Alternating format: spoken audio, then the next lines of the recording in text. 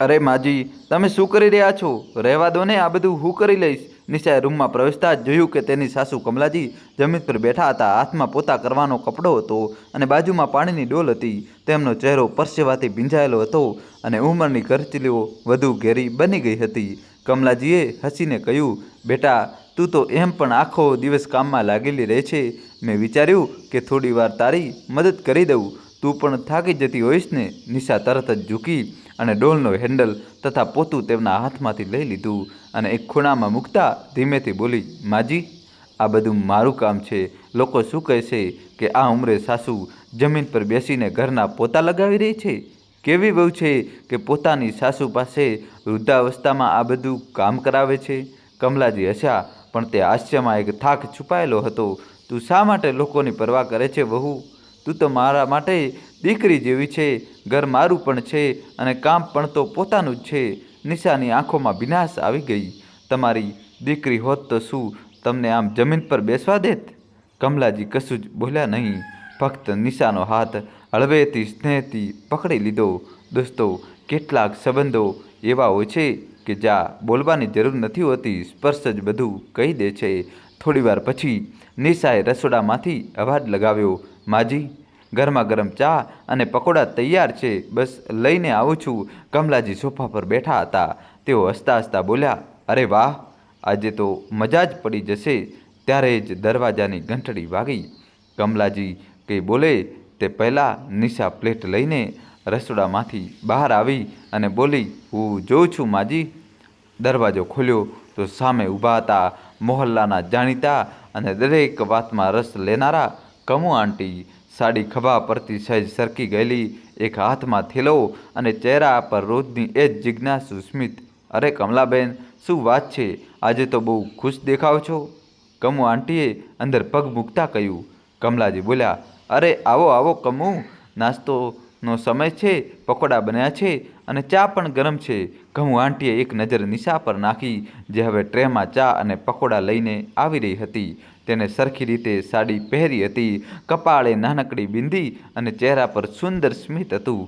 કમુ આંટીએ તરત જ કહ્યું, એક વાત તો માનવી પડશે કમલાબેન, તમારી વહુ જેવી તો આખા મહોલ્લામાં કોઈ નથી. આજકાલની છોકરીઓ તો બસ મોબાઈલ અને મેકઅપમાં જ લાગેલી રહે છે અને અહીં જુઓ, ઘર સંભાળે, તમારી સેવા કરે અને ઉપરથી પકોડા પણ આવા બનાવ્યા છે કે મન કરે કે આખી પ્લેટ હું એકલી જ ખાઈ જાઉં. દોસ્તો, જલ્દીથી વિડીયો લાઈક કરી ચેનલ સબસ્ક્રાઈબ કરી દો.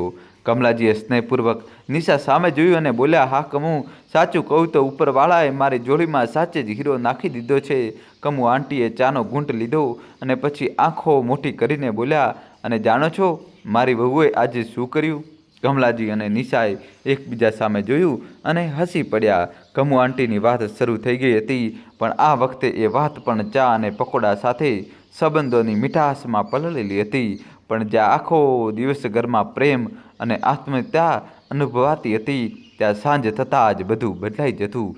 જેવો સૂર્ય આથમતો, તે ઘરની રોશનીની સાથે સાથે ત્યાંની શાંતિ પણ ધીમે ધીમે ઓછી થવા લાગતી. દોસ્તો, કહાની છેલ્લા સુધી જોજો.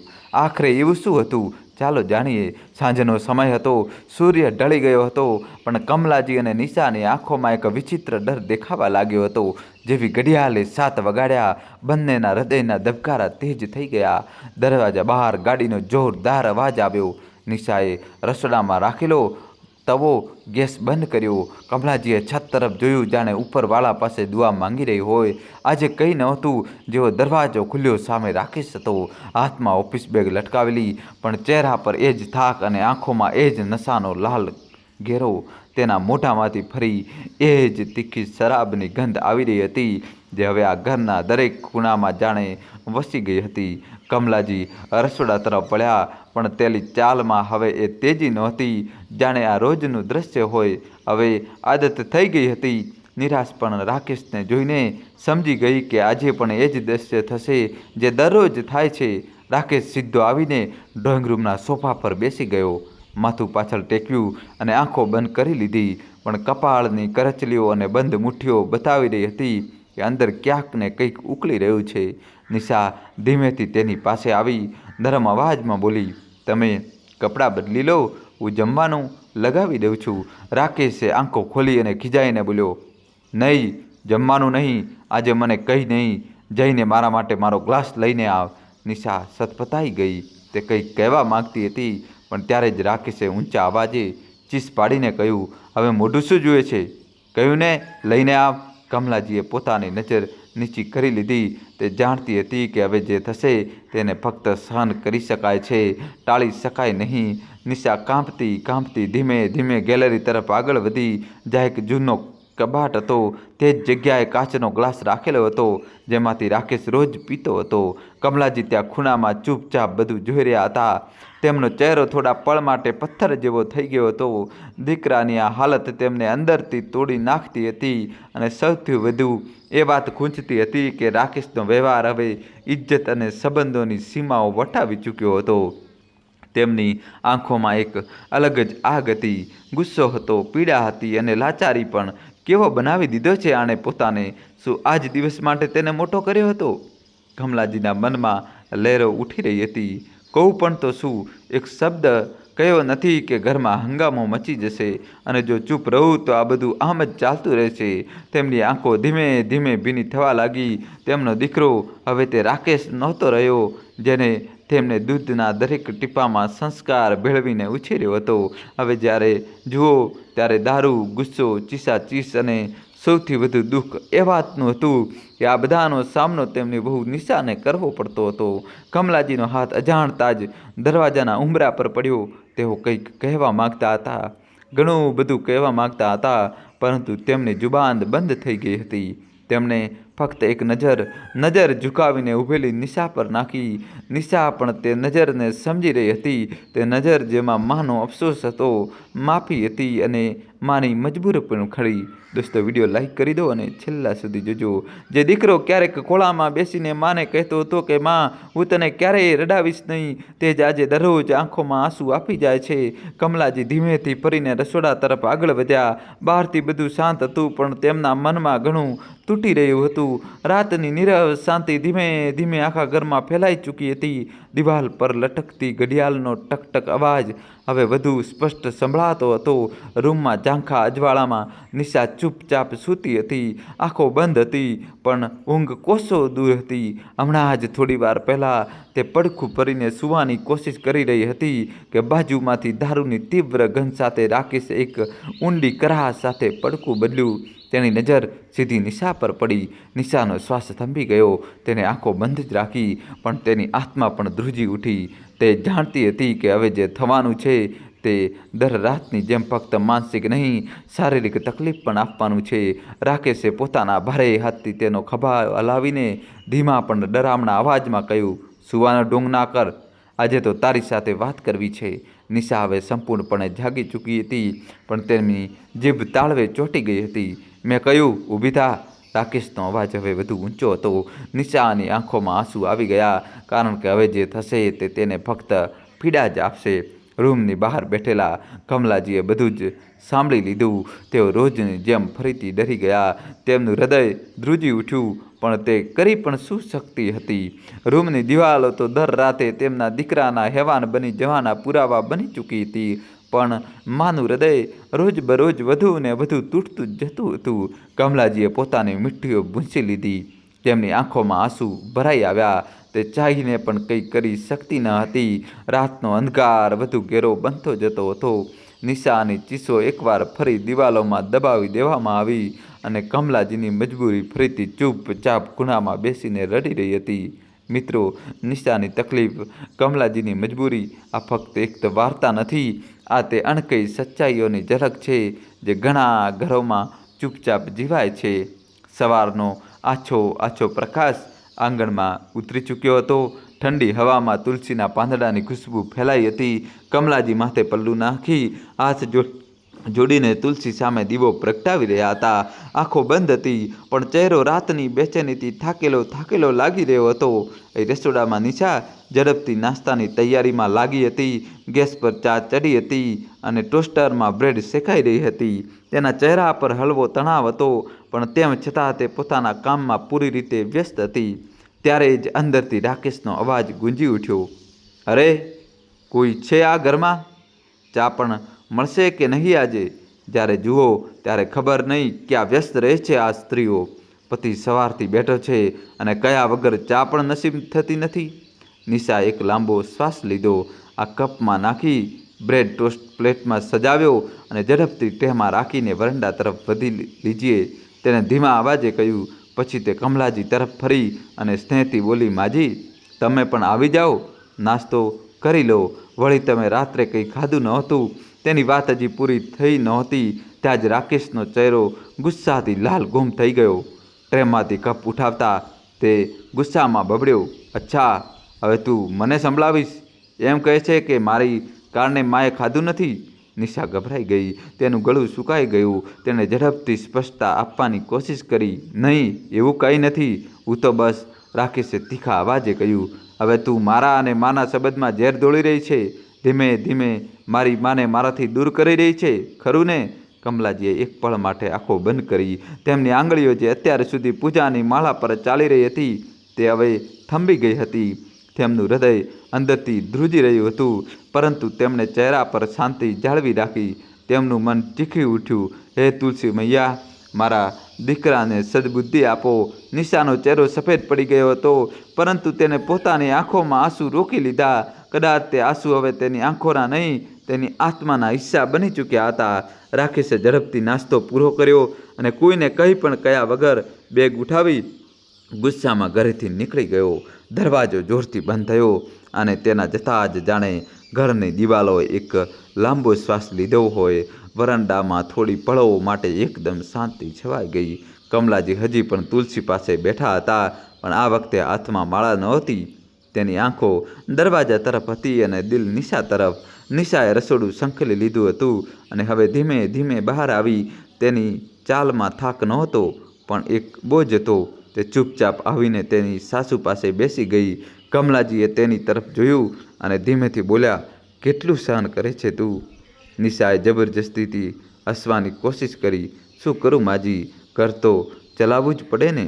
કમલાજીની આંખો ભરાઈ આવી. તે આગળ ખસીને નિશાની પાસે બેઠી અને તેનો હાથ પોતાના હાથમાં લીધો. તું મારી વહુ નથી, દીકરી છે, અને દીકરીની તકલીફો માથી જોવાતી નથી. નિશાની આંખોમાં પહેલીવાર કોઈ ભીનાશ તરતી દેખાઈ, પણ તેને પોતાની આંખો નીચી રાખી અને બોલી, હું જાણું છું, જો હું કંઈ બોલી છું તો ઘર તૂટી જશે માજી. મને ડર લાગે છે, હું નથી ઈચ્છતી કે આપ ક્યાંક બધું તૂટે. કમલાજીએ તેના માથા પર હાથ ફેરવ્યો. તૂટી તો હું ક્યારની ઈચ્છું બેટા, પણ હા, હવે આ તૂટને સહન કરવાની આદત પડી ગઈ છે. માત્ર એક વાત કહું, જ્યાં સુધી હું છું તું એકલી નથી. થોડી પળોની શાંતિ પછી કમલાજીનો અવાજ ફરીથી ધ્રુજ્યો, બેટા, તને આ હાલતમાં જોઉં છું તો મારું દિલ રડે છે. મારું મન કરે છે કે તું બધું છોડીને ક્યાંક દૂર જતી રહે, પોતાની એક નવી જિંદગી શરૂ કર. મારો દીકરો છે તો શું થયું, પણ હું મારી બહુને રોજ રોજ ડર અને અપમાનમાં જીવતી નથી જોઈ શકતી. નિશાની આંખો ભરાઈ આવી, પણ આ વખતે તેમાં એક ઊંડાણ હતું. તે સાસુ તરફ ફરી અને ધીમા અવાજે બોલી, માં, જો હું ચાલી જઈશ તો તમને કોણ જોશે? તમે હંમેશા મને વહુ નહીં, દીકરી માની છે, તો શું એક દીકરી પોતાની માને એકલી છોડી શકે છે? કમલાજીનો અવાજ ગળગળો થઈ ગયો.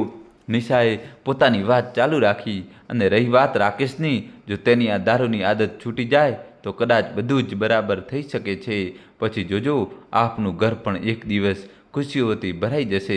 દોસ્તો, વિડીયો લાઈક કરી ચેનલ સબસ્ક્રાઈબ કરી દો અને છેલ્લા સુધી જોજો. પોતાની વહુના મુખેથી આટલો સંયમ, આટલી આશા અને સ્નેહભરી વાત સાંભળીને કમલાજીનું મન ભરાઈ આવ્યું. તે પોતાને રોકી ન શક્યા. તેમની આંખોમાંથી આંસુ વહેવા લાગ્યા. કમલાજીએ નિશાને છાતી સરસી ચાંપી લીધી. તારો આ વિશ્વાસ જ મારી તાકાત છે બેટા, અને જ્યાં સુધી તું સાથે છે હું ક્યારેય હાર નહીં માનું. વરંડાની તે સવાર હવે સન્નાટાવાળી નહોતી. હવે ત્યાં સાસુ અને વહુની નજરોમાં એક નવો જુસ્સો પલળી રહ્યો હતો. નિશાની અંદર એક દર્દ હતું, પરંતુ તે દર્દમાં હવે એકલતા નહોતી. કમલાજીનો સાથ તેની સૌથી મોટી તાકાત બની ચૂક્યો હતો. થોડા દિવસ પછી છત પર આછી તડકો છવાયેલો હતો. કપડાની દોરી પર સફેદ, પીળા અને વાદળી રંગના સૂકા કપડાં હવામાં લહેરાતા કંઈક કહી રહ્યા હતા. નિશા એક પછી એક કપડાં ઉતારી રહી હતી. તેના ચહેરા પર થાક હતો, પણ એક હળવી સ્મિત પણ હતી. કદાચ એટલે કે આજે તે થોડા સમય માટે પણ પોતાના મનનું કંઈક કરી શકશે. ત્યારે જ સામેની છત પર વિમલા આંટીની બહુ સુમન દેખાઈ. તેના હાથમાં ચાનો કપ હતો અને ચહેરા પર હંમેશની જેમ એક તાજી સ્મિત હતી. નિશા, કેમ છો? સુમને અવાજ લગાવ્યો. નિશાએ માથું ઊંચક્યું. હું ઠીક છું દીદી, તમે કહો. હું પણ ઠીક છું. સાંભળ, આજે મારી સાથે માર્કેટ ચાલીશ? કંઈક જરૂરી સામાન લેવાનો છે. અને તું જાણે છે ને, આપણા અહીંયાની સન્ડે માર્કેટનો જવાબ નથી. દૂર દૂરથી લોકો આવે છે અને આપણે જોઈને પાસે રહેતા હોવા છતાં ક્યારેય જતા નથી. નિશા હસી. પહેલીવાર પૂરા દિલથી. આ તો સાચું કહ્યું તમે. સામાન તો મારે પણ લેવાનો હતો. પછી તેણે થોડીવાર વિચાર્યું, એક નજર નીચે આંગણા તરફ નાખી અને બોલી, ઠીક છે, ચાલીશ, પણ સાંજ પડે તે પહેલાં ઘરે પાછા ફરવું પડશે. સુમન હસી. તેની આંખોમાં ચમક હતી. હા હા, જલ્દી આવી જઈશું. મને પણ ખબર છે આજે રવિવાર છે અને આજે તો રાકેશજીની રજા છે ને. સુમને હળવાશથી મજાક કરી અને ચાનો કપ હોઠ સુધી લઈ ગઈ. નિશા પણ મલકી, પણ તેની સ્મિતમાં કંઈક ભારેપણું હતું. તેને હસવું આવ્યું, પણ આંખોમાં ભીનાશ છવાઈ ગઈ. સુમનને શું ખબર હતી કે જેને તે રજા કરી હતી એ જ દિવસ નિશા માટે સૌથી ભારે હોય છે. એ જ દિવસ જ્યારે રાકેશ આખો દિવસ ઘરે હોય છે અને દરેક વાત પર બૂમો પાડે છે. જ્યારે ઘરની દિવાલો ચૂપચાપ બધું સાંભળે છે પણ કંઈ કહી શકતી નથી. નિશાએ કપડાં ભેગા કર્યા અને મનોમન વિચાર્યું, કદાચ થોડીવાર બહાર રહીશ તો શ્વાસ પણ લઈ શકીશ. નિશા જેવી છત પરથી નીચે આવી, સીડીઓ પર તેનો પગ પડ્યો જ હતો કે સામે રાકેશને ઊભેલો જોઈને તે થથરી ગઈ. તેનો ચહેરો હંમેશની જેમ કઠોર અને આંખો ગુસ્સાથી ભરેલી હતી. નિશાએ ધીમા અવાજે ડરતા ડરતા કહ્યું, મારે આજે માર્કેટ જવું છે. કંઈક જરૂરી સામાન લેવાનો છે. શું હું જઈ શકું છું? રાકેશે થોડી પળ તેની તરફ જોયું. આંખોમાં એવી જ બેરૂખી હતી તે હંમેશા હોય છે. પછી તે બોલ્યો, ઠીક છે, પણ વધારે વાર ન લગાડતી. જલ્દી પાછી આવી જજે. નિશાને તો જાણે વિશ્વાસ જ ન થયો કે રાકેશે બૂમો પાડ્યા વિના પરવાનગી આપી દીધી. તેનો ચહેરો થોડી પળો માટે ખુશીથી ઝળહળી ઉઠ્યો. આંખોમાં એક ચમક આવી ગઈ. ઘણા લાંબા સમય પછી કોઈ વાત પર તેને દિલથી ખુશી થઈ હતી. તે ભાગતી અંદર ગઈ અને સીધી પોતાની સાસુ પાસે પહોંચી. કમલાજી પલંગ પર બેઠા હતા. નિશા તેમની પાસે ગઈ અને હસતા હસતા બોલી, માજી, હું આજે માર્કેટ જઈ રહી છું. તમારા માટે કંઈ લાવવાનું હોય તો કહો, હું લઈ આવીશ. કમલાજીએ તેની આંખોમાં ખુશી જોઈ. તેમને તો નિશા દેખાઈ જે ક્યારેય ઘરમાં નવી વહુ બનીને આવી હતી. ભોળી, હસમુખી અને નમ્ર. કમલાજીએ તેની હથેળીઓને પોતાના હાથમાં લીધી અને પ્રેમથી બોલ્યા, ના બેટા, મારે કંઈ નથી જોઈતું. બસ તું આમ જ હસતી રહેજે. તું જ્યારે હસે છે ને ત્યારે લાગે છે કે આ ઘરમાં હજી પણ કંઈક આશા બાકી છે. નિશાની આંખો ભરાઈ આવી. તેનો અવાજ ગળગળો થઈ ગયો, પરંતુ તે જોરથી હસી, કારણ કે આ તે ક્ષણ હતી જેનો તેને ઘણા દિવસો પછી અનુભવ કર્યો હતો. એક નાનકડી પરવાનગી, એક નાનકડી મુસ્કાન, અને તેમાં છુપાયેલી હતી જિંદગીની સૌથી મોટી રાહત. નિશાના ગયા પછી થોડીવાર પછી રાકેશ ધીમે ધીમે માના રૂમ તરફ આગળ વધ્યો. તેના હાથમાં ચાના 2 કપ હતા. રૂમની અંદર કમલાજી એકલા બેસીને વટાણા છોલી રહ્યા હતા. ચહેરો થાકેલો લાગતો હતો, પરંતુ હાથની ગતિમાં હજુ પણ એ જ માં વાળી સહજતા હતી. રાકેશ ધીમેથી હસીને બોલ્યો, માં, જુઓ, આજે તમારો દીકરો તમારા માટે ચા બનાવીને લાવ્યો છે. કમલાજીએ ચોંકીને તેની તરફ જોયું. કંઈ કહેવા જ જતા હતા કે રાકેશ આગળ આવ્યો અને તેમની પાસે બેસી ગયો. તમે પણ એકલા વટાણા છોલી રહ્યા છો? ચાલો, આજે હું તમને મદદ કરું. તેના મોઢેથી આટલી સાદગી અને પ્રેમભરી વાતો સાંભળીને કમલાજીની આંખોમાં આંસુ આવી ગયા. એ જ દીકરો જે અવારનવાર ગુસ્સાથી અને રૂક્ષતાથી વાત કરતો હતો, આજે પોતાના હાથે ચા બનાવીને લાવ્યો હતો. કમલાજીએ ધ્રુજતા હાથે ચાનો કપ લીધો. પછી ધીમેથી તેનો ચહેરો જોયો અને બસ એક જ શબ્દ નીકળ્યો, ખુશ રહે બેટા. પછી તેમની આંખો ભીની થઈ ગઈ. તેમણે માથું ઝુકાવી લીધું જેથી રાકેશ તેમની ભીની આંખો ન જોઈ શકે. રાકેશ ચૂપચાપ તેમની પાસે બેસી ગયો. વટાણાની થાળી આગળ ખસેડી અને બંને મા દીકરી કંઈ પણ કયા વગર વટાણા છોલવા લાગ્યા. રૂમમાં કોઈ શબ્દો નહોતા, પરંતુ મૌનમાં ઘણું કહેવાઈ ગયું હતું. પછી પોતાની સાડીના પાલકથી આંસુ લૂછતા કમલાજી બોલ્યા, બેટા, આજે તને શું થઈ ગયું છે? તું તો મારી સામે નજર પણ નહોતો મિલાવતો, અને આજે આ ચા, આ પ્રેમભરી વાતો, જાણે હું કોઈ સપનું જોઈ રહી છું. રાકેશ હળવાશથી હસ્યો. માં, હું માનું છું કે મેં ઘણી ભૂલો કરી છે, પણ હું હવે ખરેખર બદલવા માંગુ છું. મેં તમને અને નિશાને ખૂબ તકલીફ આપી છે, પણ હવે બધું ઠીક કરવા માંગુ છું. માં, બસ થોડો સમય આપો મને. દોસ્તો, અમારી સાથે જોડાયેલા રહેજો. કમલાજીએ તેની વાત સાંભળી અને થોડી ક્ષણ માટે શાંતિ છવાઈ રહી. પછી તેમણે તેનો હાથ પકડી લીધો. બેટા, જો તને મારી ભૂલોનો અહેસાસ થઈ ગયો છે તો સમજી લે કે તું અડધો રસ્તો પાર કરી ચૂક્યો છે. જો તું ખરેખર બદલવા માંગે છે તો તું અને નિશા બંને તારો સાથ આપીશું. માં દીકરીની આ નિકટતા, આ સંવાદ વર્ષોના અંતરને જાણે એક પળમાં ભૂંસી નાખ્યો હતો. અને આ દરમિયાન નિશાને આ બદલાવનો અંદાજ પણ નહોતો, પણ કદાચ ઉપરવાળો તેની સાંભળી રહ્યો હતો. અને ત્યાં બીજી બાજુ નિશા અને સુમન બજારમાં એક દુકાનથી બીજી દુકાન ફરી રહી હતી. સુમન દરેક વસ્તુને ખૂબ ચાહથી જોઈ રહી હતી અને નિશા પણ પહેલીવાર થોડી ખુલ્લી અનુભવી રહી હતી. બંનેએ થોડીવાર શાકભાજી લીધી અને થોડો ઘરનો સામાન પણ. જેવી ઘડિયાળમાં સાંજના 6 વાગ્યા, નિશાની હસી અચાનક હળવી થઈ ગઈ. તેના ચહેરા પર ડરની એક છાયા સ્પષ્ટ દેખાવા લાગી. તે વારંવાર પોતાની કાંડાની ઘડિયાળ જોતી અને મનોમન બબડતી, હવે ચાલવું જોઈએ. ખબર નહીં ઘરે પહોંચવામાં કેટલી વાર લાગશે. નિશાએ કહ્યું, સુમન, હવે ચાલ, બહુ મોડું થઈ રહ્યું છે. સુમન ઠોકી, અરે હજી તો સમય છે. પણ નિશાએ કહ્યું, ના, મારે સમયસર ઘરે પહોંચવું પડશે. આખા રસ્તે નિશા ચૂપ રહી. દરેક બાઇકના એન્જિનના અવાજથી તેનું દિલ ધ્રુજી ઉઠતું. દોસ્તો, જલ્દીથી વિડીયો લાઇક કરી દો અને છેલ્લા સુધી જોજો, નવો ટ્વિસ્ટ આવશે હવે. ક્યાંક રાજેશ બહાર તો નહીં ઊભો હોય ને? અને જ્યારે ઘરનો દરવાજો સામે આવ્યો ત્યારે તેનું હૃદય જોરથી ધબકવા લાગ્યું. એને ધ્રુજતા હાથે દરવાજાની ઘંટડી વગાડવા માટે જેવી આંગળી મૂકી, હજી તો આંગળી ઘંટડી સુધી પહોંચી પણ નહોતી કે દરવાજો ધીમેથી ખુલી ગયો. રાકેશ સામે ઊભો હતો. ન ગુસ્સો, ના મહેણા, ના પડકાર, બસ એક શાંત પોતાના પણાથી ભરેલો ચહેરો. નિશાએ પોતાને થોડી સંભાળી હળવા ડર સાથે બોલી, રસ્તામાં બહુ જામ હતો એટલે મોડું થઈ ગયું. રાકેશ હસ્યો. એ હાસ્યમાં ના કોઈ વ્યંગ હતો, ના કોઈ નારાજગી. અરે, આ તો થાય જ ને, રવિવાર છે, સાંજે તો જામ થવાનો જ છે. તે ખૂબ નરમાશથી બોલ્યો, તું થાકી ગઈ હોઈશ, આ બેગ મને આપ. ચાલ અંદર આવ, હું તારા માટે પાણી લાવું છું. નિશા ત્યાં જ અટકી ગઈ. તેનું હૃદય ધક કરી રહ્યું હતું. આ એ જ રાકેશ છે જે અત્યાર સુધી ચીસો પાડતો હતો, ડરાવતો હતો, શંકા કરતો હતો.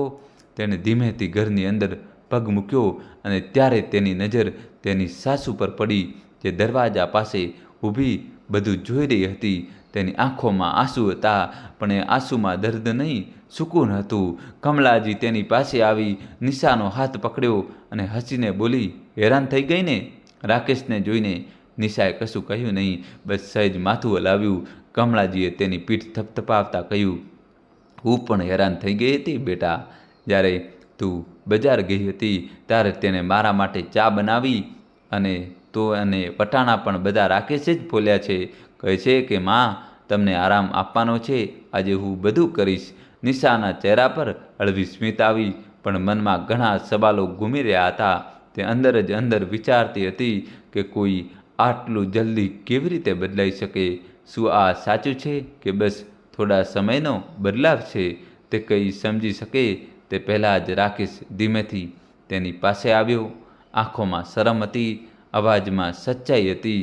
માફ કરી દે નિશા, તે બોલ્યો. હું હવે શરાબને હાથ પણ નહીં લગાડું, તારી કસમ ખાઉં છું. નિશા એક પળ માટે અટકી ગઈ.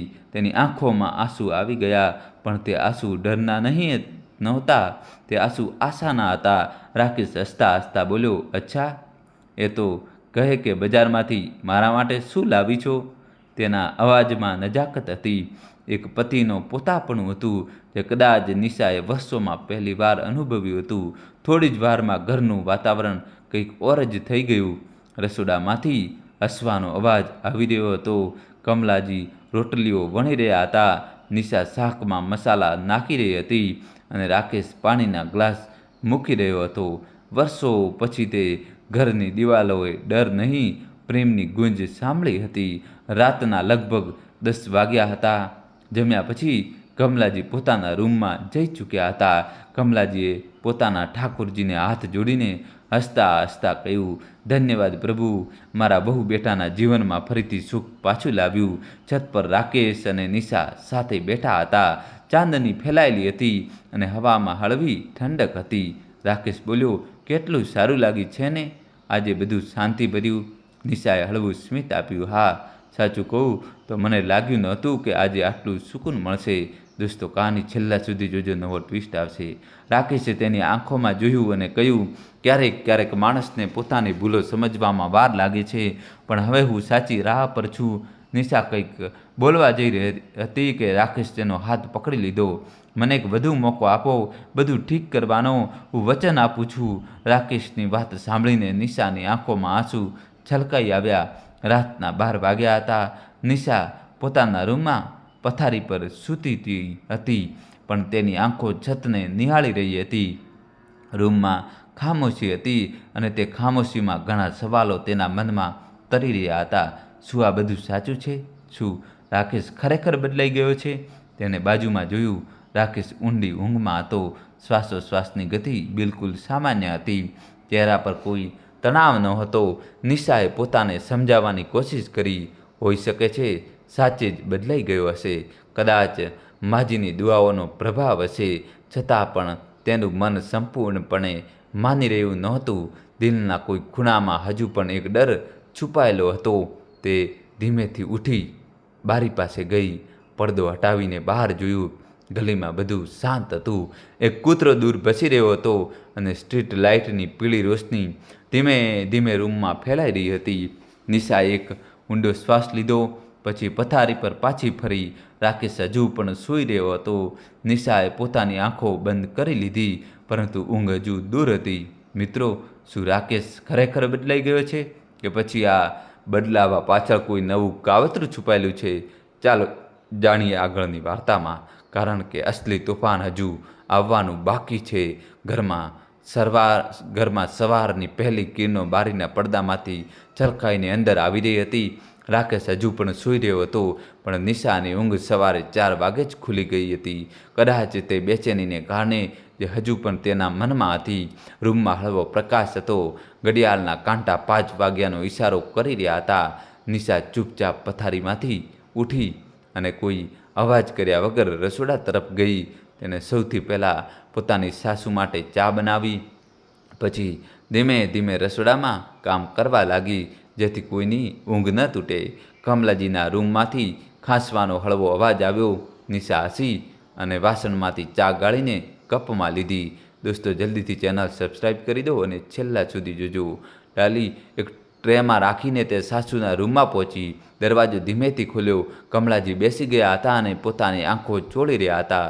માજી, નિશાએ ધીમેથી કહ્યું, તમારા માટે ચા લાવી છું. કમલાજીએ ચા લેતા જ તેમનો ચહેરો ખીલી ઉઠ્યો. આટલી વહેલી સવારે ઉઠી ગઈ તું? શું વાત છે? આજે તો ચાની સુગંધ પણ પહેલાં જેવી લાગે છે.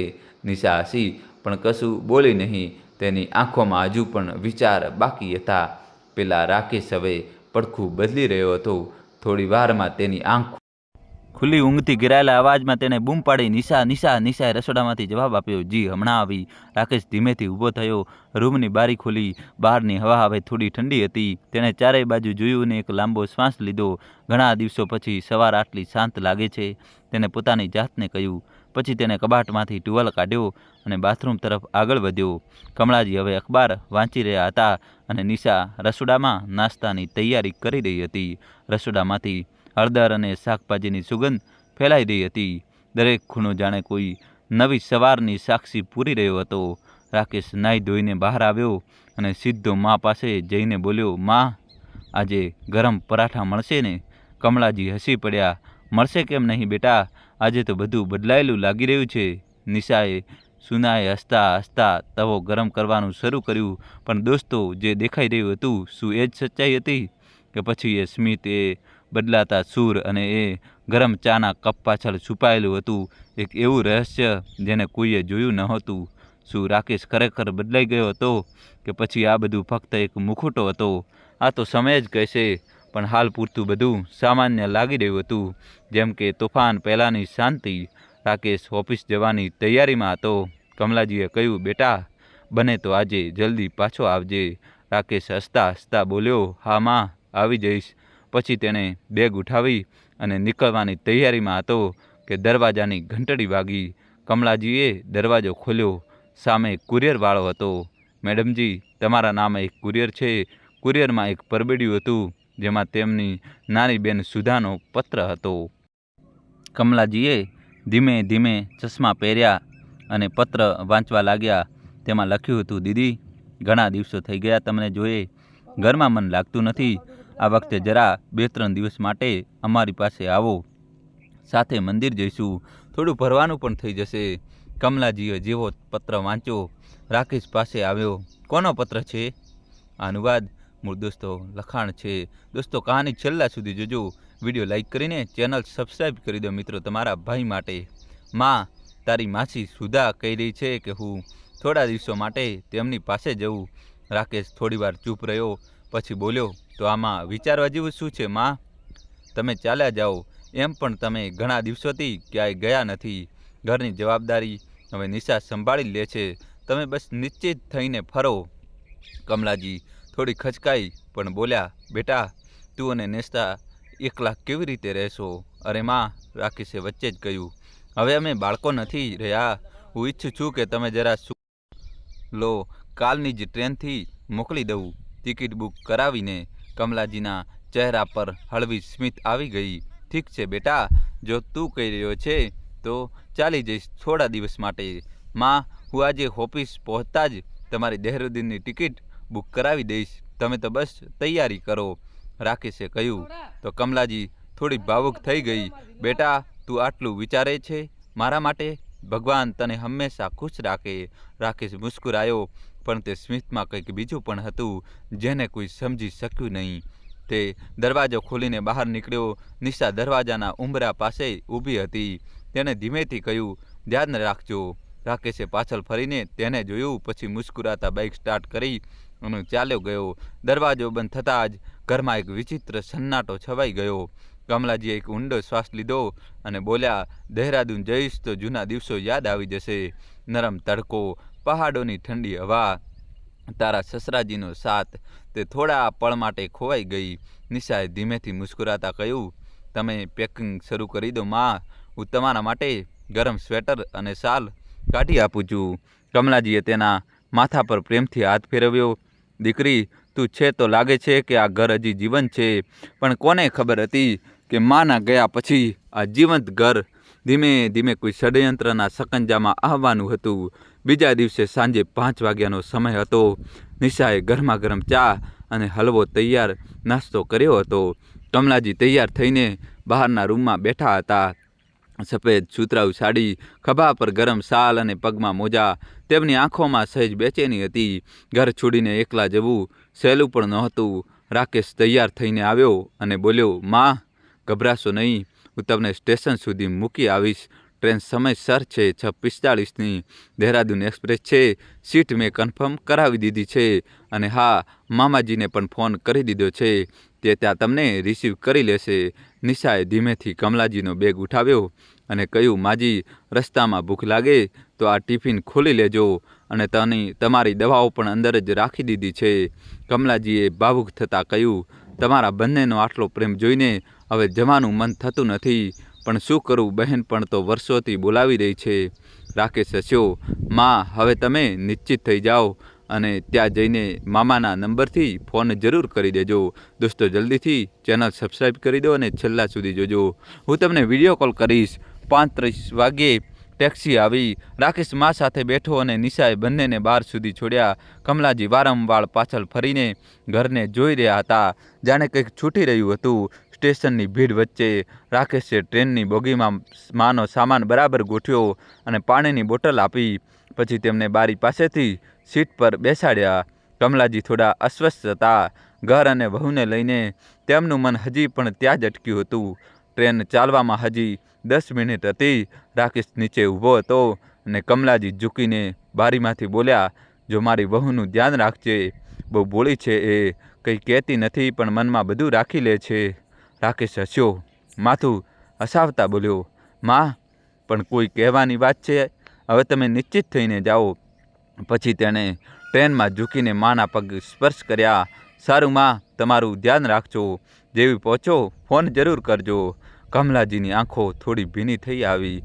તેમણે રાકેશના માથા પર હાથ ફેરવ્યો અને કહ્યું, હવે તારામાં ખરેખર એક જવાબદાર દીકરાની ઝલક દેખાય છે.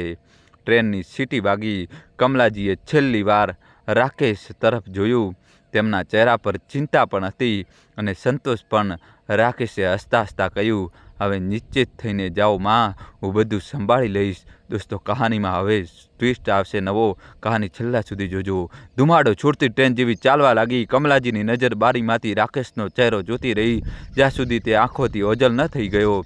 સ્ટેશનની ભીડ અને ઘોઘાટ વચ્ચે રાકેશ ધીમે ધીમે પાછળ ફર્યો. તેની આંખોમાંથી સ્મિત અદૃશ્ય થઈ ગયું હતું. હવે તેના ચહેરા પર કંઈક બીજું જ હતું. એક ગાઢ શાંતિ, એક ગંભીર ચહેરો અને આંખોમાં છુપાયેલો કોઈક ઈરાદો. જેવી રાકેશની કાર આવીને ઊભી રહી, નિશાએ બારીમાંથી ડોકિયું કર્યું. તેના ચહેરા પર હળવી રાહત છવાઈ ગઈ. કમલાજી હવે સહી સલામત ટ્રેનમાં બેસી ગયા હતા અને રાકેશ ઘરે પાછો ફર્યો હતો. દરવાજો ખુલ્યો. રાકેશ અંદર આવ્યો. ચહેરા પર હળવો થાક હતો, પણ આંખોમાં એક અલગ જ ચમક, કોઈ અજીબ હલચલ હતી. નિશાએ ધીમા અવાજે પૂછ્યું, માજી, બરાબર ટ્રેનમાં બેસી ગયા ને? રાકેશે હસતા હસતા કહ્યું, હા બિલકુલ, હું જાતે જ ડબ્બાની અંદર સુધી મૂકીને આવ્યો. તેમણે તને ખૂબ આશીર્વાદ આપ્યા છે. નિશાએ હળવું માથું હલાવ્યું, પછી રસોડા તરફ જવા લાગી. ત્યાં જ રાકેશનો અવાજ આવ્યો, સાંભળ નિશા, આજે રાત્રે મારા કેટલાક મિત્રો આવે છે. ઘણા વર્ષો પછી મળવાનું થઈ રહ્યું છે. હું ઈચ્છું છું કે તેમના માટે કંઈક સારું ભોજન બનાવે, અને હા, થોડી સારી રીતે તૈયાર પણ થઈ જજે, જેથી તેમને પણ ખબર પડે કે મારી પત્ની કેટલી સુંદર છે. નિશા એક પળ માટે અટકી. રાકેશના શબ્દોમાં લાગણી હતી, પણ તેનો લહેજો અને નજરોની ગંભીરતા કંઈક એવી હતી કે જે તેને વિચિત્ર લાગી. તેને થોડી ખચકાટ સાથે પૂછ્યું, કેટલા વાગ્યા સુધીમાં આવશો? રાકેશે પોતાની ઘડિયાળ તરફ જોતાં કહ્યું, લગભગ 8 વાગ્યા સુધીમાં. હું સમય પહેલાં આવી જઈશ. અને સાંભળ, કંઈક ખાસ બનાવજે જેથી તેમને યાદ રહે. નિશાએ માથું ઝુકાવી દીધું. ઠીક છે, હું જોઈ લઈશ. રાકેશ થોડી પળ ઊભો રહ્યો, પછી કંઈ પણ કહ્યા વિના સ્મિત કરતો પોતાના રૂમ તરફ આગળ વધ્યો. નિશાએ તેને જતા જોયો. તેના દિલમાં એક વિચિત્ર ગભરાટ હતી. બહારથી બધું સામાન્ય લાગી રહ્યું હતું, પરંતુ અંદર કંઈક એવું હતું જે તેને સતત બેચેન કરી રહ્યું હતું. તે કિચનમાં આવી અને ધીમે ધીમે તૈયારીમાં લાગી ગઈ. શાકભાજી કાપતી વખતે વારંવાર રાકેશના શબ્દો તેના કાનમાં ગૂંજતા હતા, થોડા સારાથી તૈયાર પણ થઈ જજે, જેથી તેમને પણ ખબર પડે કે મારી વાઈફ કેટલી સુંદર છે. તેના ચહેરા પર એક હળવી સ્મિત આવી, પરંતુ તરત જ તે સ્મિત અટકી ગઈ. શું ખરેખર તે તારીફ હતી કે પછી કોઈ ઈરાદાનો પડદો હતો? નિશાએ મહેમાનોના હિસાબે ખાસ વાનગીઓ તૈયારી શરૂ કરી દીધી. શાહી પનીર, મિક્સ વેજ, પુલાવ, રાયતું અને ગુલાબજાંબુ, બધું જ તે મન લગાવીને બનાવી રહી હતી. પરંતુ દરેક પગલે એક મૂંઝવણ તેની સાથે ચાલી રહી હતી. ઘડિયાળના કાંટા હવે 7ની તરફ આગળ વધી રહ્યા હતા. તેને જલ્દી કામ સમેટ્યું અને પોતાના રૂમમાં જઈને તૈયાર થવા લાગી. દોસ્તો, કહાની છેલ્લા સુધી જોજો. તે જાણતી નહોતી કે આજની રાત ફક્ત એક સામાન્ય મુલાકાત નહોતી. રાત આવનારા તોફાનની પહેલી દસ્તક બનીને તેના જીવનમાં ઉતરવાની હતી. નિશાએ ગુલાબી રંગની સાડી પહેરી હતી, હળવી બંગડીઓ અને નાનકડી બિંદી. જ્યારે તેણે અરીસામાં પોતાને જોઈ, ત્યારે તેના હોઠ પર હળવી મુસ્કાન છવાઈ ગઈ. કદાચ રાકેશ હવે ખરેખર બદલાઈ ગયો છે, તેને પોતાની જાતને કહ્યું. રાકેશ ડ્રોઈંગ રૂમમાં બેઠો હતો. તેણે ઘરની લાઇટો ઝાંખી કરી દીધી હતી અને એક હળવું સંગીત ચલાવી રાખ્યું હતું. વાતાવરણમાં એક વિચિત્ર શાંતિ હતી, જાણે કોઈ નવી શરૂઆત થવાની હોય. જેવી નિશા રૂમમાં આવી, રાકેશે નજર ઉઠાવીને તેની તરફ જોયું અને સ્મિત કર્યું. કમાલ લાગી રહી છે, રાકેશે કહ્યું. નિશાના ગાલ થોડા લાલ થઈ ગયા. તેને નજર ઝુકાવી લીધી. તારા હાથની ખુશ્બુ મારા દોસ્તોની યાદ રહી છે, રાકેશ મજાકના લહેજામાં કહ્યું. અને તારી ખૂબસૂરતી પણ. નિશા મલકી. હવે તે પૂરા દિલથી મહેમાનની આગતા સ્વાગતા માટે તૈયાર હતી. થોડી જ વારમાં ડોરબેલ વાગી. રાકેશ દરવાજો ખોલ્યો તો સામે તેના 2 જૂના મિત્રો કુંદન અને નરેશ ઊભા હતા. અરે યાર, બહુ મોડું કરી દીધું તમે, રાકેશે હસતા કહ્યું. કુંદન હસતા હસતા બોલ્યો, હજી તો 8:30 જ થયા છે. મને તો લાગ્યું અમે વહેલા આવી ગયા. નરેશે જેવા ઘરની અંદર પગ મૂક્યો, આમ તેમ નજર ફેરવતા પૂછ્યું, અને સાંભળ, ભાભી નથી દેખાતા? રાકેશ હળવેથી મલક્યો. અરે રે, તમારા માટે તો શાંતિ તૈયારી કરી રહી છે. હવે જોજો, આજની રાત યાદગાર બનાવી દેશે. ત્રણેય હસતા હસતા ડ્રોઈંગ રૂમમાં જઈ રહ્યા હતા. દોસ્તો, જોડાયેલા રહેજો અમારી સાથે અને કહાની દોસ્તો છેલ્લા સુધી જોજો. ત્યારે જ નિશા અંદરથી ટ્રેમાં પાણીના ગ્લાસ લઈને આવી. તેની ચાલમાં સંકોચ હતો, પણ ચહેરો સૌમ્યતાથી ભરેલો હતો. ગુલાબી સાડીમાં તે ખૂબ જ સુંદર લાગી રહી હતી અને તેના પર તેને ઘેરા ગુલાબી રંગનો કટસ્લાવ બ્લાઉઝ પહેર્યો હતો. તેના લાંબા ખુલ્લા વાળ તેની પીઠ પર લહેરાતા તેને વધુ મોહક બનાવી રહ્યા હતા. તેને નજર ઝુકાવી હળવી સ્મિત સાથે કહ્યું કે લો પાણી. રાકેશ કશું બોલ્યો નહીં, બસ નજર મિત્રો પર જ નાખી. નિશાએ જેવી ટ્રે આગળ વધારી અને પહેલો ગ્લાસ કુંદન તરફ કર્યો, તે થોડી ક્ષણ તેને બસ જોતો જ રહ્યો. તેની આંખોમાં એક ચમક હતી, પણ તે ઇજ્જતની નહીં, લાલચ અને વાસનાની હતી. કુંદનની નજરો નિશાના ચહેરા પર નહીં, પણ ચહેરાથી નીચે ક્યાંક બીજે જ અટકી ગઈ હતી. નરેશ પણ નજીકની ખુરશી પર બેસતા ચૂપચાપ તેને નિરખી રહ્યો હતો. દોસ્તો, વિડીયો લાઇક કરી દો અને છેલ્લા સુધી જોજો. નિશા થોડી અસહજ થઈ ઉઠી, પણ રાકેશની હાજરીએ તેને આશ્વાસ કરી.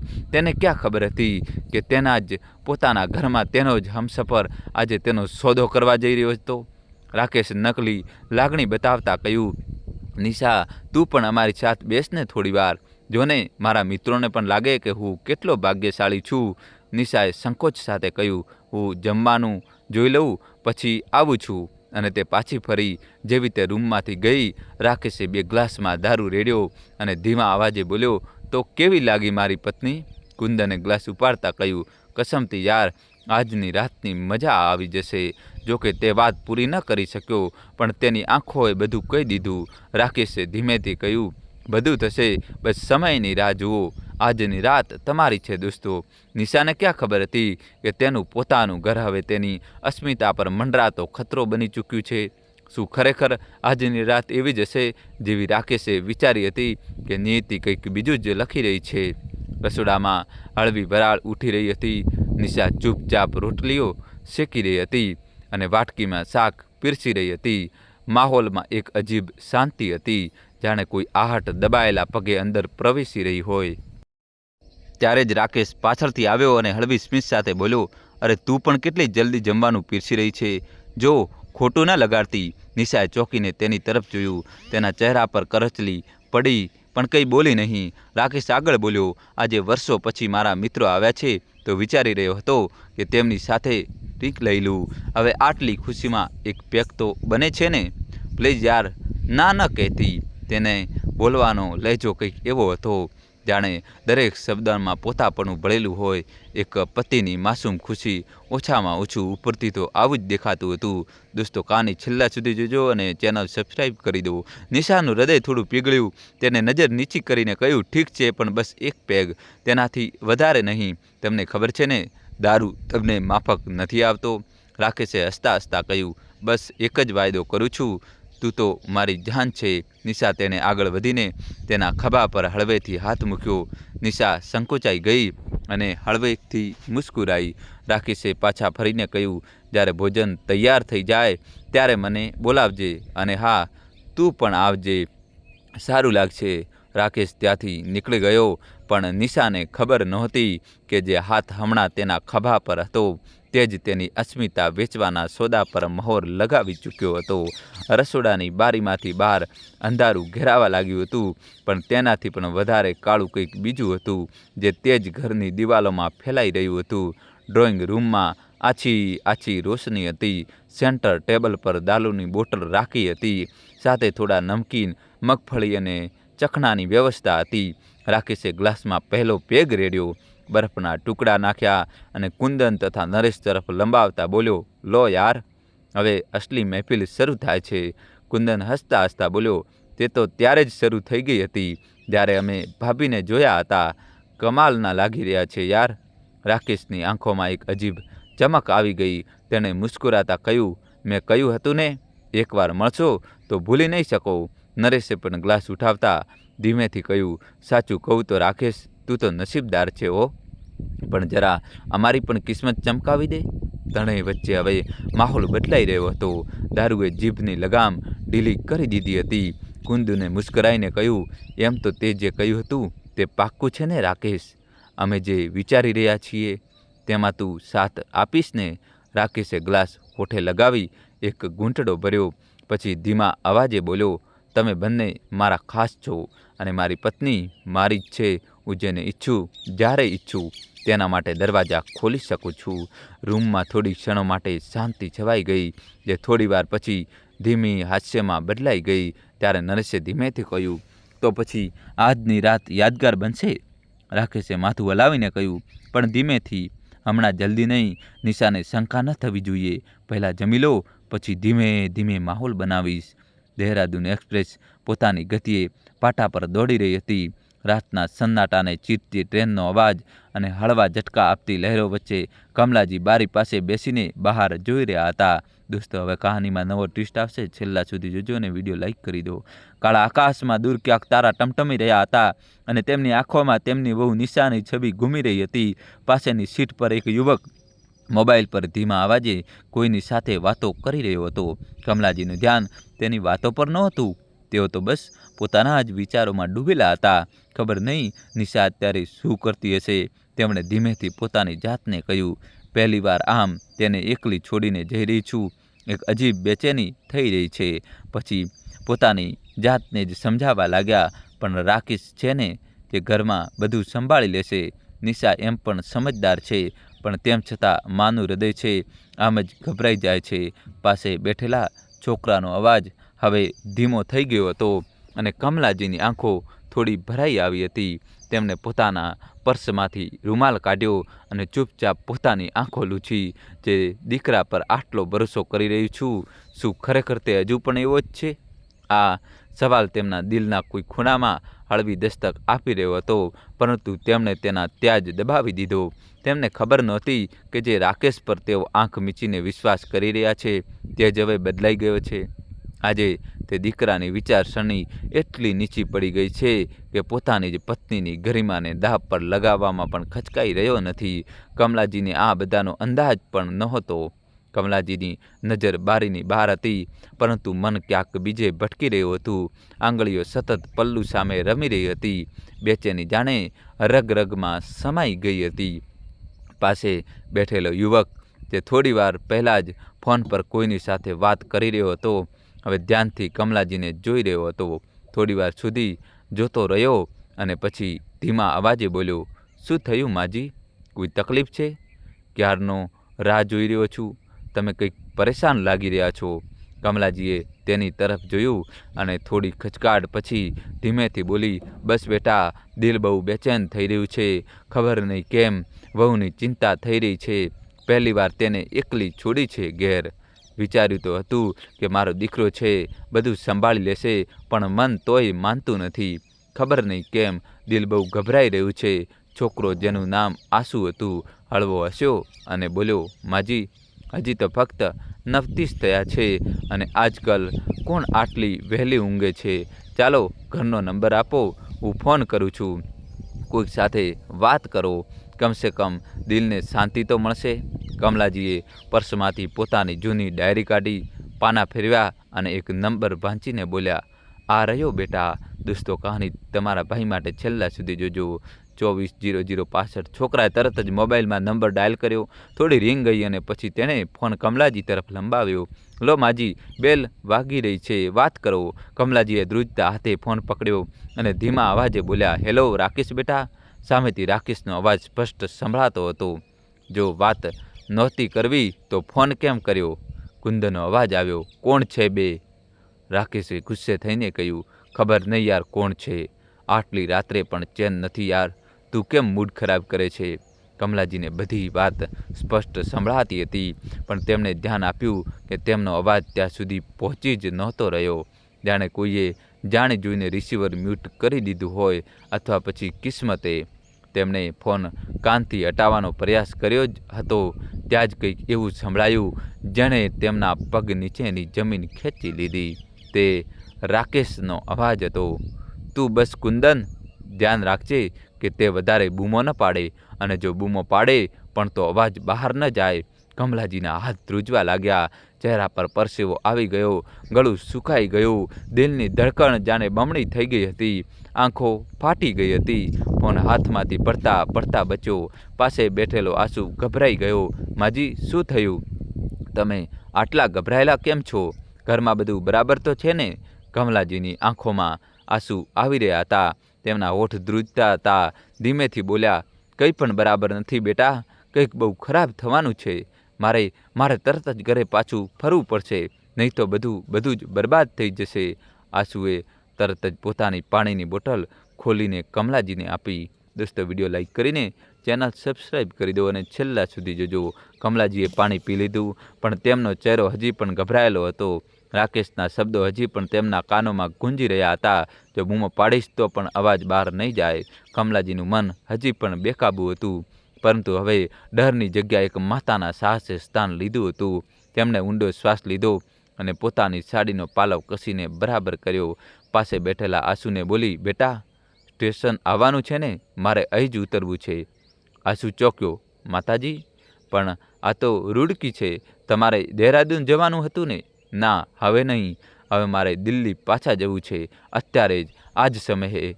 તેમની આંખોમાં ડર નહોતો, એક માતાની જીદ હતી. ટ્રેન ધીમે ધીમે પ્લેટફોર્મ પર ઊભી રહેવા લાગી.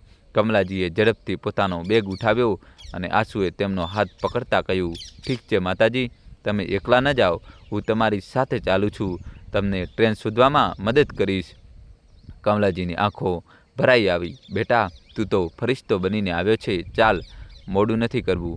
કમલાજીની ધડકનો માં હવે ડરની જગ્યાએ એક હેતુ હતો. તેમના શરીરમાં જાણે માં દુર્ગાનું સાહસ ઉતરી આવ્યું હતું. તેઓ દહેરાદૂન જઈ રહ્યા હતા, પણ હવે દિલ્હી જ તેમની મંજિલ હતી. સ્ટેશન પર પહોંચતા જ તેમણે મોડું કર્યા વિના પ્લેટફોર્મ માસ્ટરને પૂછ્યું, બાબુજી, દિલ્હી માટે કોઈ ટ્રેન છે અત્યારે? હા માતાજી, રાતના જનશતાબ્દી એક્સપ્રેસ સવારે 10:45 વાગે છે અને સીધી દિલ્હી જાય છે. તે પ્લેટફોર્મ નંબર 3 પર આવશે. આંસુએ ટિકિટની જવાબદારી લીધી અને બોલ્યો, માજી, બસ અડધા કલાકની વાત છે, પછી હું તમને દિલ્હીની ટ્રેનમાં બેસાડી દઈશ. કમલાજીએ ઊંડો શ્વાસ લીધો અને પોતાને સંભાળતા બોલ્યા, ભગવાન કરશે તો હું સમયસર પહોંચી જઈશ. મારી દીકરીને કંઈ નહીં થાય. દોસ્તો, કહાની છેલ્લા સુધી જોજો અને વિડીયો લાઈક કરી દો. પ્લેટફોર્મ પર થોડી ભીડ હતી. ટ્રેનની સીટી વાગી ચૂકી હતી. કમલાજીની આંખોમાં ચિંતા હતી, પણ હવે તેમાં એક અલગ જ દ્રઢતા પણ હતી. આંસુ તેમની સાથે ઊભો હતો, હાથમાં તેમનો બેગ પકડીને. પછી તે બોલ્યો, માજી, ટ્રેનમાં બેસો, સીધા દિલ્હી જશે. વચ્ચે કોઈ સ્ટેશન નથી. તમે આરામથી પહોંચી જશો. મેં ટીટી સાથે વાત કરી લીધી છે. તે તમારી સીટ સુધી આવીને જોઈ લેશે. કમલાજી થોડી ક્ષણો ચૂપ રહ્યા, પછી ધીમેથી બોલ્યા, બેટા, તું નહીં ચાલે. આંસુ હસ્યો, પણ તેની આંખો થોડી ભીની હતી. કાશ જઈ શકતો, પણ મારી માની તબિયત પણ ઠીક નથી. સવારે ઓપરેશન છે. કમલાજી આંસુને બોલ્યા, બેટા, તે મારો આટલો સાથ આપ્યો. ભગવાન તારું ભલું કરશે. માને લાંબી ઉંમર આપો. તમારું કૃપાથી જ હું આજે સમયસર જઈ રહ્યો છું. ભગવાન તમને સલામત રાખે. ટ્રેનની સીડીઓ ચડતી વખતે કમલાજીએ એકવાર ફરી પાછળ ફરીને જોયું. આંસુએ હાથ હલાવીને સ્મિત કર્યું અને ત્યારે જ ટ્રેન ધીમે ધીમે ચાલી નીકળી. ટ્રેન ઝડપથી દિલ્હી તરફ વધી રહી હતી. ડબ્બામાં મોટાભાગના મુસાફરો સૂઈ ગયા હતા, પરંતુ કમલાજીની આંખોમાં ઊંઘ નહોતી. તેઓ વારંવાર બારીની બહાર જોતા, ક્યારેક ઘડિયાળ જોતા અને પછી હૃદય પકડીને બેસી જતા. તેમનું હૃદય વારંવાર બસ એટલું જ કહી રહ્યું હતું, હે ભગવાન, મારી નાનકડી વહુ ખબર નહીં અત્યારે કેવી હશે, એકલી, ડરેલી, ક્યાંક કંઈ ખોટું ન થઈ જાય. હું સમયસર પહોંચી જાઉં બસ. તેમણે પોતાના રૂમાલથી કપાળનો પરસેવો લૂછ્યો, પછી બેગમાંથી પાણી કાઢ્યું, એક ઘૂંટ પીધો, પરંતુ ગળું જાણે સૂકું જ રહી ગયું. પછી આંખો બંધ કરી અને મનોમન બોલ્યા, હે માતા રાણી, હવે તારો જ સારો છે. બસ એટલી હિંમત આપજે કે હું મારી વહુની ઇજ્જત બચાવી શકું. અને જે આંખોએ તેના પર ખરાબ નજર નાખી છે, તે દરિંદાઓને તેમની ઓકાત બતાવી શકું. અને બીજી બાજુ કુંદને રાકેશ તરફ જોતા ગ્લાસ હાથમાં લીધો અને સ્મિત કરીને બોલ્યો, યાર, તારી પત્નીમાં તો ખરેખર નશો છે. આંખો હટતી જ નથી. રાકેશે હળવું હાસ્ય કર્યું, પરંતુ ત્યારે જ નિશા થાળીમાં ખાવાનું લઈને રૂમમાં આવી ગઈ. તેના ચહેરા પર એ જ સૌમ્ય સ્મિત હતું, પરંતુ તેની આંખોમાં એક હળવી થકાવટ અને અજીબ બેચેની છુપાયેલી હતી. તેણે કહ્યું, આપ લોકોએ બહુ પી લીધું છે, હવે બસ કરો, જમી પણ લો. કુંદન તરત જ સાંભળતા બોલ્યો, અરે ભાભી, જ્યારે તમે કંઈ કીધું દીધું તો હવે કોઈ નહીં પીએ? રાકેશ, ચાલ યાર, ભાભી સામે તો નહીં ને? નરેશે પણ માથું ઝુકાવ્યું, જાણે ઇજ્જતનો નકાબ ઓઢવાની કોશિશ કરી રહ્યો હોય. પછી કુંદને થોડી સ્મિત સાથે કહ્યું, બાકી ભાભી, તમે આરામથી કંઈ નારાજ તો નથી ને? જ્યારથી અમે આવ્યા છીએ તમે બસ રસોડામાં જ લાગી છો. જરા અમારી પાસે પણ બેસો, થોડી વાતચીત કરો. અમે તો તમારી પ્રશંસાના ઘણા કિસ્સા રાકેશ પાસેથી સાંભળ્યા છે. દોસ્તો, તમારા ભાઈ માટે કહાની છેલ્લા સુધી જોજો ને વિડીયો લાઈક કરી દો. નિશા થોડી અસહજ થઈ, પણ પછી ધીમા અવાજે બોલી, તમે લોકો જમો, હું પછી આવીને બેસું છું. હજી રોટલીઓ શેકવાની છે. આટલું કહીને તે નીચે નજરોએ રસોડા તરફ પાછી વળી ગઈ. રાકેશે આંખો મેળવીને પોતાના મિત્રોને જાણે કોઈ ઈશારો કર્યો અને પછી ઊભો થઈને રસોડામાં ગયો. ત્યાં નિશા હવે ચૂપચાપ વાસણો સમેટી રહી હતી. તેની ચાલમાં થાક સ્પષ્ટ દેખાઈ રહ્યો હતો. રાકેશે ધીમેથી પાસે આવીને કહ્યું, અરે, તું થાકી ગઈ હોઈશ, ચાલ હવે રૂમમાં જઈને થોડીવાર આરામ કરી લે, ફ્રેશ થઈ જા, હું આ લોકોને પતાવીને આવું છું. નિશાએ થોડી હેરાનીથી તેની સામે જોયું, પણ આ બધું હજી સમેટી લેવાનું પણ તો છે. વાસણો, જૂઠી પ્લેટો, આ બધું. રાકેશે તેના ખભા પર હાથ મૂકીને ધીમે પણ મજબૂતીથી કહ્યું, તેની ફિકર તું ન કર, મેં કહ્યું ને, તું જા, હું જોઈ લઈશ. નિશાએ થોડી ક્ષણ તેને જોયો, પછી નિરાશ મને માથું હલાવ્યું અને રૂમ તરફ જવા લાગી. જેવી તે ફરી રાકેશનો અવાજ ફરી આવ્યો, કંઈક અલગ જ દબાણ ભરેલો, સાંભળ, હું તારા માટે જે લાલ નાઇટી લાવ્યો હતો તે પહેરી લેજે, યાદ છે ને? નિશા થોડીવાર થંભી, તેની પીઠ સીધી થઈ ગઈ. તેને પાછળ ફરીને જોયું નહીં, બસ થોડી ક્ષણો ઊભી રહી. પછી અનિચ્છાએ માથું નમાવીને રૂમ તરફ આગળ વધી. જેવી નિશા રૂમ તરફ વળી, રાકેશનો અવાજ ફરી આવ્યો, આ વખતે વધુ નરમાઈ અને આદેશભર્યા અંદાજમાં, અરે સાંભળ, એક વાત વધુ, રૂમનો દરવાજો બંધ ન કરતી, ખુલ્લો જ રહેવા દેજે, અને હા, લાઇટ પણ બંધ કરી દેજે. તું ચાહે તો સૂઈ જજે, બસ હું પછી આવીશ. નિશા થોડીવાર અટકી. તેને આ વાત થોડી વિચિત્ર લાગી, પરંતુ રાકેશનો લહેજો એટલો સહજ હતો કે તે કંઈ કહી શકી નહીં. ધીમેથી ઠીક છે કહીને તે રૂમમાં ચાલી ગઈ. રૂમમાં હળવો પ્રકાશ હતો, પણ વાતાવરણ અચાનક ભારે લાગવા માંડ્યું હતું. તેને ધીમે ધીમે નાઇટ ડ્રેસ કાઢી અને અનિચ્છાએ પહેરી લીધી. અરીસા સામે ઊભી રહી તો પોતાની નજર ન મિલાવી શકી. દોસ્તો, કહાની છેલ્લા સુધી જોજો અને વિડીયો લાઈક કરીને તમારા ભાઈ માટે ચેનલ સબસ્ક્રાઈબ કરી દો. ક્યાંક અંદર કંઈક ખટકી રહ્યું હતું, પરંતુ કોઈ શંકા નહોતી, કારણ કે તેને હજુ પણ પોતાના પતિ પર વિશ્વાસ હતો. રાતના 1 વાગી ગયા હતા. તેને જેવી રૂમની લાઇટ બંધ કરી અને બેડ પર સૂતી, તેને ગાઢ ઊંઘ આવી ગઈ અને રૂમનો દરવાજો અડધો ખુલ્લો હતો. હવે રાતના 2 વાગવા આવ્યા હતા. હોલમાં હવે દારૂની બોટલો અડધાથી વધુ ખાલી થઈ ચૂકી હતી. રાકેશ, કુંદન અને નરેશ ત્રણેયની આંખોમાં દારૂની સાથે સાથે બીજો પણ એક નશો તરી રહ્યો હતો. પરંતુ આ નશો દારૂનો નહોતો, માનવતાના પતનની વાત હતી. કુંદને ધીમેથી રાકેશના કાનમાં ફૂસફૂસાવ્યું અને કંઈક કહ્યું, ચાલ, હવે સમય થઈ ગયો છે, અને તું તો કહેતો હતો કે ભાભી લાઇટ બંધ કરીને સૂઈ ગયા છે. રાકેશે સિગારેટનો છેલ્લો કસ લેતા સ્મિત કરીને માથું હલાવ્યું, જા, પણ ધ્યાન રાખજે, જે પણ કરજે પ્રેમથી કરજે. હું નથી ઈચ્છતો કે સો પાડે કે કોઈ હોબાળો થાય, બસ શાંતિથી અને સમજી વિચારીને કરજે. નરેશે, જે અત્યાર સુધી ચૂપ બેઠો હતો, તેની આંખોમાં પણ અવસની ચમક હતી. તો પછી મને પણ જવા દે, હું પણ જોઉં ભાભીની સુંદરતા આખરે કેટલી છે. રાકેશે હસતા હસતા બોલ્યો, પાછળ છે તું? પહેલાં આને તો નામમાં બેસવા દે, તું શાંત રહે, તને પણ મોકો મળશે, પણ પહેલાં આને જવા દે. કુંદન ધીમેથી ઊભો થયો. તેના ચહેરા પર પરી મુસ્કાન હતી. તે ઉઘાડા પગે, દબાયેલા પગલે તે અડધા ખુલ્લા દરવાજા તરફ વધ્યો. રૂમમાં હળવો અંધકાર હતો. નિશા ગાઢ નિંદ્રામાં હતી. રૂમમાં બારીમાંથી હળવો પ્રકાશ છલકાઈને આવી રહ્યો હતો. તે લાલ રંગની નાઇટીમાં ચૂપચાપ પડખું ભરીને સૂતી હતી. તેના ચહેરા પર થાક હતો અને વિશ્વાસની ઊંઘ હતી, તે પતિ પર જેને તે હજુ પણ વિશ્વાસ કરતી હતી. દરવાજો ધીમેથી વધુ ખોલ્યો. કુંદન અંદર ઘૂસી ગયો. તેના પગમાં કોઈ અવાજ ન હતો. પણ શ્વાસો ઝડપી થઈ ગયા હતા. તેને આંખો ફેરવી અને જ્યારે તેની નજર નિશા પર પડી તે સ્થિર થઈ ગયો. નિશાની માસૂમિયત જોઈને પણ તેની અંદરની દરંગી જીવંત હતી. ધીમે ધીમે તેને પોતાના કદમ નિશા તરફ વધાર્યા.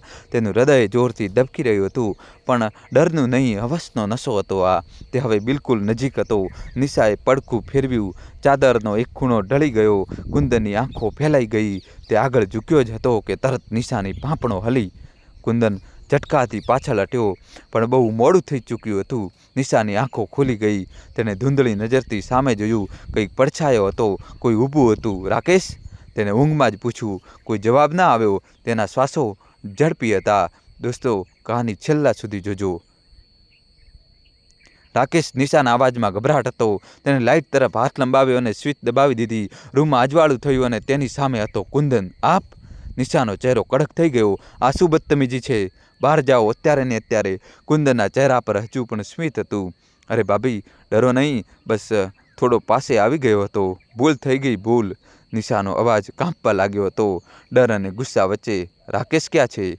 નિશાનો અવાજ હવે ડરથી નહીં પણ ગુસ્સાથી કાંપી રહ્યો હતો. કુંદન એક કદમ વધુ આગળ વધતા ધીમેથી બોલ્યો, ભાભી, રાકેશ પણ આવી જશે, પણ પહેલાં મને થોડું ખુશ તો કરી દો. તેની આંખો નિશાના શરીર પર ઠરી હતી અને અવાજમાં ધૃણાસ્પદ મક્કારી હતી. કેટલી પ્યારી લાગી રહી છો, આ નાઇટીમાં દિલ કરે છે કે. ત્યારે અચાનક એક જોરદાર થપ્પડ તેના ગાલ પર પડ્યો. દોસ્તો, કહાની છેલ્લા સુધી જોજો અને તમારા ભાઈ માટે વિડીયો લાઈક કરીને ચેનલ સબસ્ક્રાઈબ કરી દો. એટલો તેજ કે તેનો ચહેરો એક તરફ ઝૂકી ગયો. નિશાની આંખોમાં હવે ડર નહોતો. નથી આવતી તે નરજીવી, હું તારી ભાભી છું. હું તું માણસ કહેવાને લાયક પણ નથી. કુંદન થોડા પળ માટે શૂન્ય થઈને ઊભો રહ્યો. તેને વિશ્વાસ નહોતો આવતો કે જેને તે અત્યાર સુધી ફક્ત એક કમજોર સ્ત્રી સમજતો હતો, તે આમ એક પળમાં તેની ઓકાત બતાવી દેશે. રાકેશ, રાકેશ! નિશાએ હવે પૂરી તાકાતથી ચીસો પાડવાનું શરૂ કર્યું. બહાર ડ્રોઈંગ રૂમમાં બેઠેલો રાકેશ ગભરાઈ ગયો. શરાબનો નશો માથા પર ચડ્યો હતો, પરંતુ આ ચીખ તેની કરોડરજ્જુ સુધી ઉતરી ગઈ. કુંદન હવે ડરીને પાછળ હટવા લાગ્યો, પરંતુ નિશાએ પાસે રાખેલી એલાર્મની છડી ઉઠાવી લીધી. એક વધુ કદમ વધાર્યો તો આ સર ફોડી દઈશ તારું. બહારથી હવે પગલાંનો અવાજ આવવા લાગ્યો હતો. રાકેશ, જે દરવાજા પર ઊભો બધું જોઈ રહ્યો હતો, જેવો નિશા ગુસ્સામાં રૂમમાંથી બહાર નીકળવા લાગી. રાકેશ એક નજર નરેશ તરફ નાખી. તે ઈશારો સમજી ગયો. પકડ આને! રાકેશ ગુર્રાયો. નરેશે ઝપટ મારીને નિશાનો હાથ કસીને પકડી લીધો. દોસ્તો, કહાની છેલ્લા સુધી જોજો અને તમારા ભાઈ માટે વિડીયો લાઈક કરીને ચેનલ સબસ્ક્રાઈબ કરી દો જલ્દીથી. છોડો મને! નિશા ચીસ પાડી. કમીના છો તમે લોકો, આ બધું શું કરી રહ્યા છો? પરંતુ જ્યારે માણસના ચહેરા પર હેવાનિયત છવાઈ જાય છે, ત્યારે ઇન્સાનિયતના શબ્દો તેમના દિલમાં ઉતરતા નથી. નરેશ અને રાકેશે મળીને તેને જબરજસ્તીથી ફરીથી રૂમની અંદર ખેંચી લીધી. રાકેશે અંદરથી દરવાજો બંધ કર્યો અને કુંદનને બોલ્યો, શું યાર, એક છોકરી નથી સંભળાતી તારાથી? હવે હું બતાવું છું કેવી રીતે કાબૂમાં લેવાય છે. કુંદન હવે નિશાને પકડી ચૂક્યો હતો. રાકેશે રૂમ બંધ કરી દીધો હતો અને બહારની દુનિયાથી તે રૂમનું અંતર હવે એક ચીખ જેટલું જ રહી ગયું હતું. નિશા બેતહાશા ચીસો પાડી રહી હતી. બચાવો, કોઈ છે, બચાવો! તેની ચીખોમાં ડર, અસહાયતા અને એક સ્ત્રીની છેલ્લી આશા બાકી હતી. પરંતુ રાકેશના ચહેરા પર કોઈ કરચલી નહોતી. તે નશામાં ધૂત હતો. ત્યારે જ દરવાજાની ઘંટી વાગી. એકવાર, બે વાર, 3 વાર. રાકેશ અટક્યો. તેની આંખો ઘડિયાળ તરફ ગઈ. રાતના 3 વાગ્યા હતા. આ સમયે કોણ હોઈ શકે? તેનો શ્વાસ તેજ થઈ ગયો. એક પળ માટે કુંદન અને નરેશ પણ રોકાઈ ગયા. દોસ્તો, કહાનીમાં નવો ટ્વિસ્ટ આવશે. છેલ્લા સુધી તમારા ભાઈ માટે જોજો. રાકેશે ધીમેથી દરવાજો ખોલ્યો અને બીજા જ પળે તેના ચહેરાનો રંગ ઉડી ગયો. સામે ઊભા હતા કમલાજી અને તેમની સાથે હતી દિલ્હી પોલીસ. પોતાની માતા કમલાજીને જોઈને તેના હોશ ઉડી ગયા. તેની આંખો ફાટી રહી ગઈ અને પોલીસને જોઈને તે ધ્રુજતા અવાજે બોલ્યો, માં, તમે આ સમયે અહીં? તમે તો દહેરાદૂન ગયા હતા ને? કમલાજી એક પણ શબ્દ બોલ્યા વિના ઝડપી પગલે અંદર દાખલ થયા અને ત્યારે જ એક જોરદાર થપ્પડ રાકેશના ગાલ પર મારી. થપ્પડનો અવાજ આખા ઘરમાં ગુંજી ઉઠ્યો. રાકેશ લથડ્યો, પણ કમલાજીની આંખોમાં હવે ન મમતા હતી ન કોઈ પ્રેમ, બસ નફરતની આગ હતી. ખબરદાર, તારી ગંદી જુબાનથી મને ફરી ક્યારેય માં કહીશ તો. એમનો અવાજ ધ્રુજી રહ્યો હતો, પરંતુ તેમાં એવું તોફાન હતું જે વર્ષોથી દબાયેલું હતું. શરમ આવે છે મને કે તારા જેવા નરાધમને જન્મ આપ્યો? જો પહેલાંથી ખબર હોત કે તું આટલો નીચે પડી જઈશ તો તને જન્મ આપતા જ મારી નાખત. રાકેશની આંખો હવે ભીની હતી, પણ હવે ડર અને પસ્તાવાથી નહીં, પરંતુ પોતાની પકડાઈ જવાની હેરાનીથી. તે કંઈક કહેવાનો જ હતો કે કમલાજીએ ફરીથી પોલીસ ઇન્સ્પેક્ટર તરફ જોયું અને ઇન્સ્પેક્ટર સાહેબ, આ હેવાનને અને એના બે પાળેલા દરિંદાને પણ લઈ જાઓ એમ કહ્યું. ઇન્સ્પેક્ટરે માથું હલાવ્યું અને એક ઇશારો કર્યો. સાથે ઊભેલા બે કોન્સ્ટેબલ તરત જ નિશાની રૂમ તરફ આગળ વધ્યા.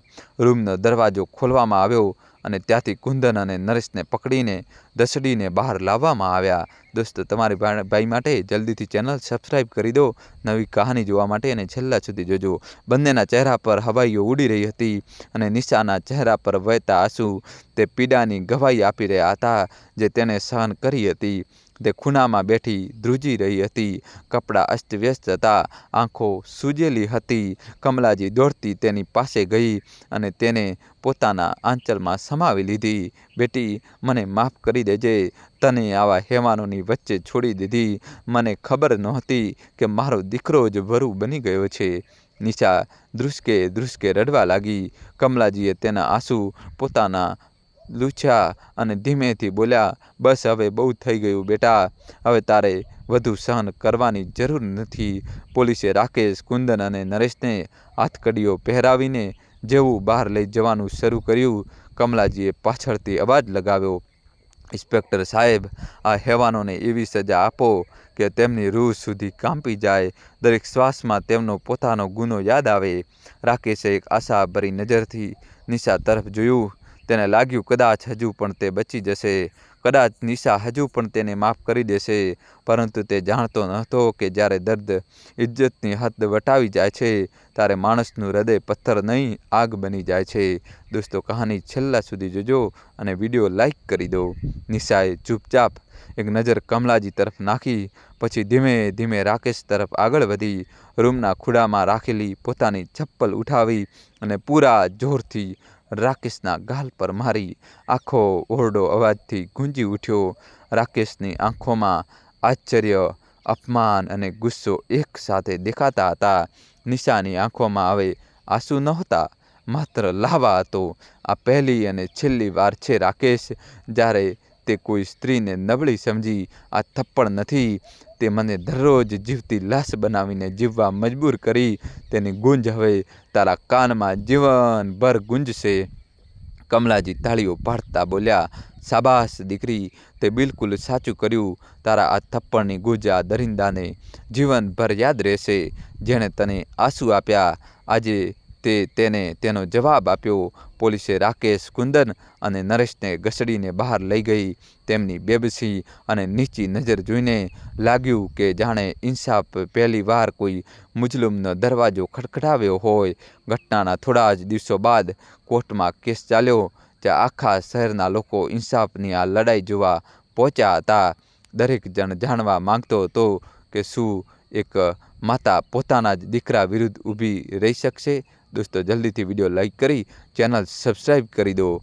દીકરાની વિરુદ્ધ જશે કોઈ માં? કોર્ટરૂમમાં સન્નાટો છવાઈ ગયો હતો. ન્યાયાધીશના ગુંજતા અવાજ વચ્ચે ગવાહી માટે કમલાદેવીને બોલાવવામાં આવ્યા. તે મક્કમ પગલે આગળ વધ્યા. બધાની નજર તેમના પર હતી. ન્યાયાધીશે પૂછ્યું, શું તમે જાણો છો કે આજે તમે તમારા જ દીકરા વિરુદ્ધ ગવાહી આપી રહ્યા છો? કમલાજીએ ઊંડો શ્વાસ લીધો અને કહ્યું, હા, હું જાણું છું, પરંતુ હું સૌથી પહેલાં એક સ્ત્રી છું, એક માતા જે બીજી દીકરીને પોતાની માની ચૂકી છે. હું આજે માતાની જવાબદારી નિભાવી રહી છું, ઇન્સાફ માટે ઊભી છું. પછી તેમણે નજર ઝુકાવી અને આંખોમાં આંસુ સાથે બોલ્યા, મારા દીકરા રાકેશ અને તેના સાથી કુંદન અને નરેશે જે કર્યું તે ઘૃણાસ્પદ હતું. હું માતા હોવા છતાં ચૂપ બેસી નહોતી શકતી. જો આજે મેં અવાજ ન ઉઠાવ્યો હોત તો ખબર નહીં કેટલી નિશાઓ દીકરીઓ તેમની વાતોથી દમ તોડી દોત. તેમની વાતોએ અદાલતમાં હાજર દરેક વ્યક્તિને હચમચાવી દીધા. જજે ફેસલો સંભળાવ્યો કે ત્રણેય આરોપીઓને આજીવન કેદની સજા આપવામાં આવે છે અને આજે પણ રાકેશ, કુંદન અને નરેશ જેલના સળિયા પાછળ છે. કમલાજી ન્યાયની એવી મશાલ બની ગયા છે જે દરેક દીકરીની ઢાલ છે. મિત્રો, દરેક માતાનો પ્રેમ આંધળો નથી હોતો. જ્યારે દીકરો જ હેવાન બની જાય છે ત્યારે એક માતાની ફરજ બને છે કે તે ન્યાય માટે ઊભી રહે. કમલાજીએ આ જ કર્યું. તેમણે પોતાની માતૃત્વથી મોટી ઇન્સાનિયતને, માનવતાને માન્યો.